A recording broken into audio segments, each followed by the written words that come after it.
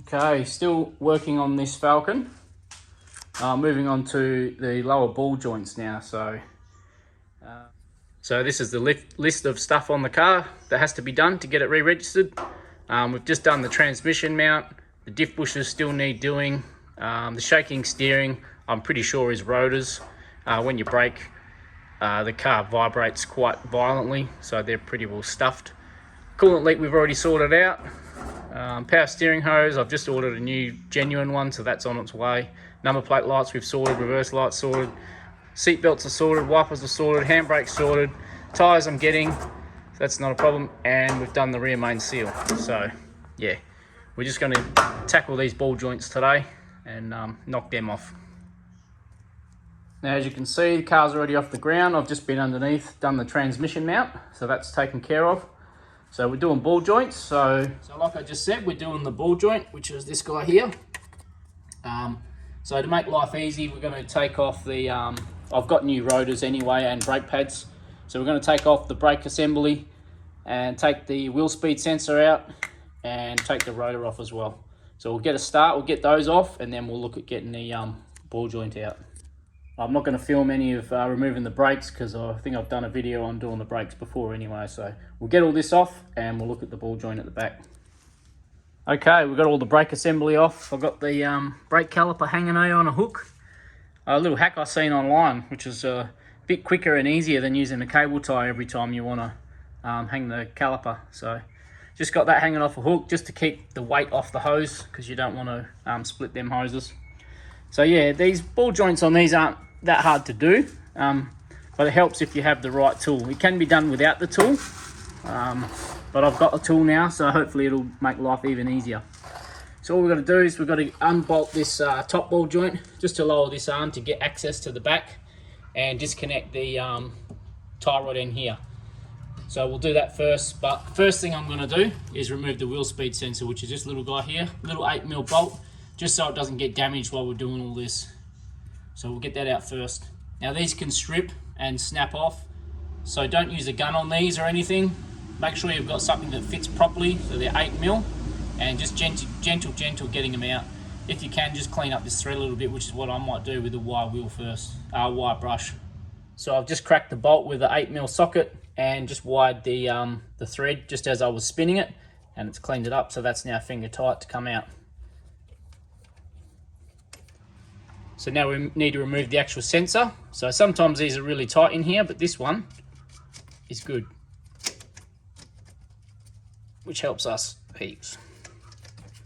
So that's out the way. That's not going to get damaged. So now we'll get this tie rod out, and then we'll get the upper ball joint out. Now all the tie rod is an 18mm, so it's an 18mm nut. So we're just going to ugga-dugga that off. Just like that. Now I've just put the thread back on just there. I'm just going to smash this out from the top. You can actually whack this here and shock it and they will fall out, but usually they'll come out with just one nice blow on the top, and you shouldn't damage any thread.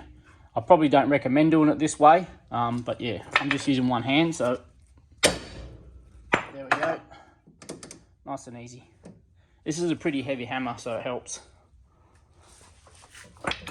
There we go, tie rod's off. So that's just hanging there freely. So now we just take the upper ball joint out, and then we've got access to get into here and get the lower one out. This one didn't even need changing, but I'm going to change them both anyway. So again, all we've got is an 18mm nut.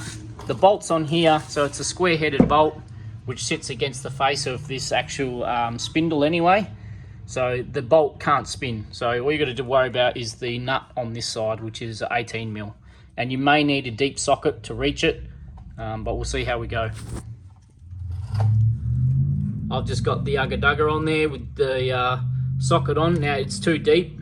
The bolt's too long for the socket to fit on with the gun, so I've just put the tip of the gun in. That should be enough for me to get it out.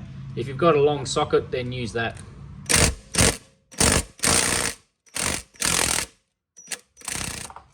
You can normally almost hit these out by hand, so we'll try. Yep, there we go. So that's, now this is going to drop forward when I pop this out, so I might need two hands. Oh, there we go. Now we've got good access to get the lower ball joint out. So we've got to get this nut off. It looks bigger than 18, so we'll see what size that is. So there we go. Now we've got access. It's a 21 mil nut, so we've got to get this nut off, and that'll let us release this whole spindle. So let's get that out.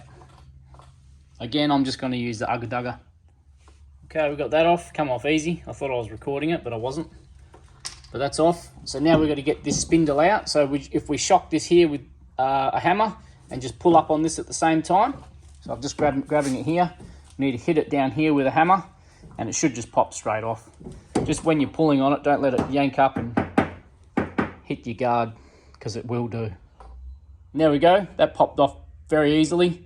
I ended up just hitting the thread because I just thought to myself, I'm changing these ball joints out anyway.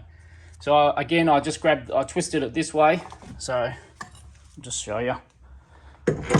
I twisted it around to there, pulled up on the arm, and just whacked down on the thread, down on that with the hammer. So as I was pulling up, I just hit that down, and it popped straight off. One hit, came straight out. So that's that out.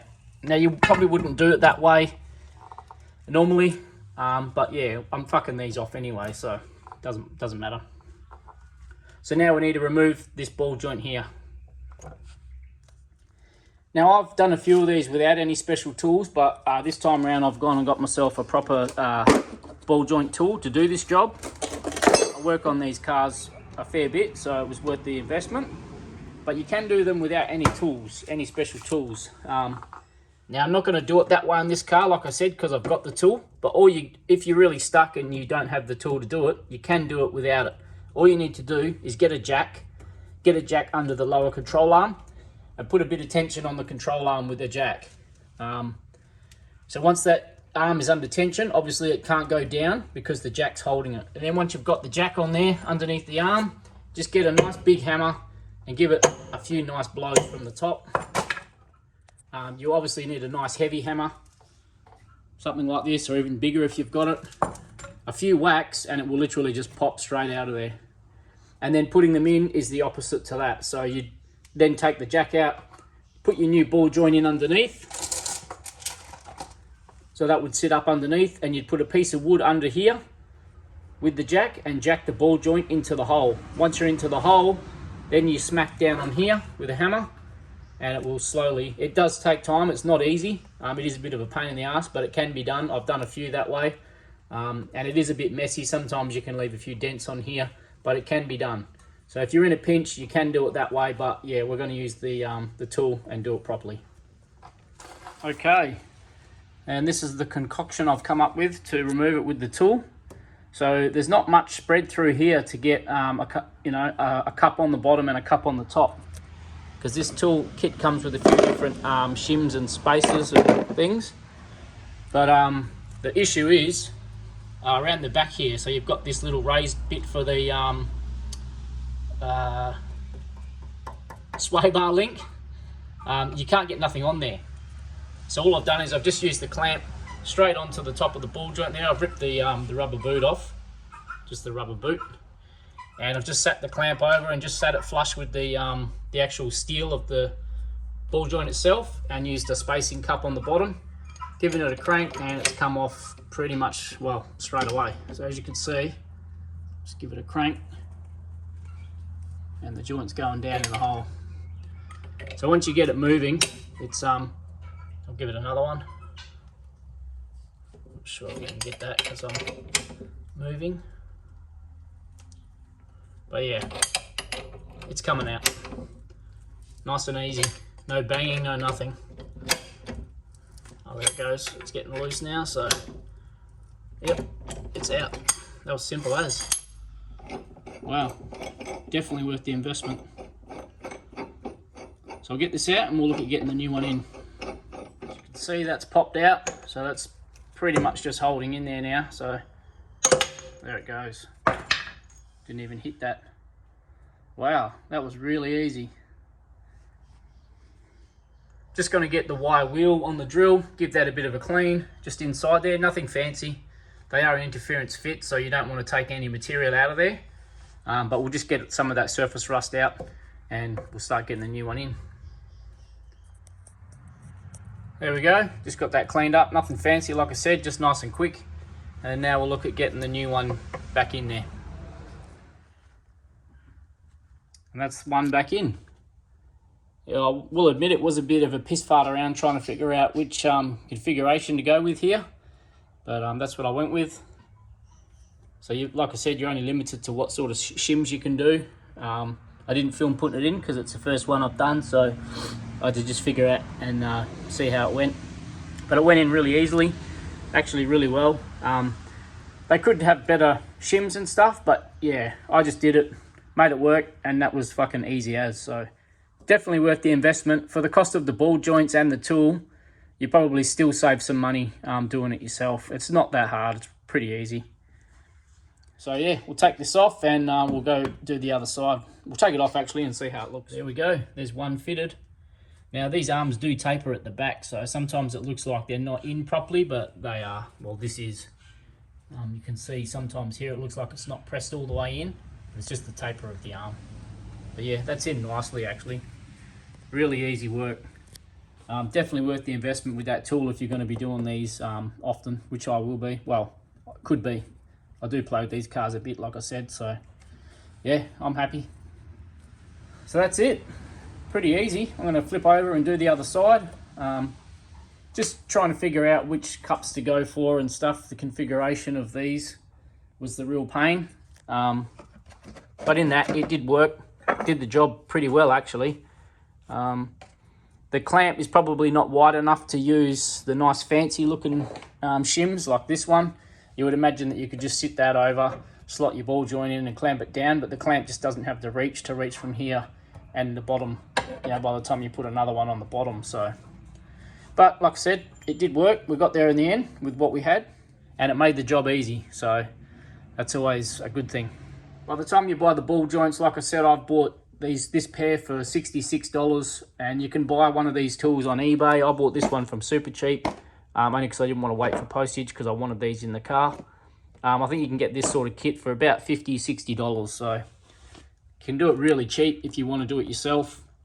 You probably still save a shitload than you would taking it to a mechanic.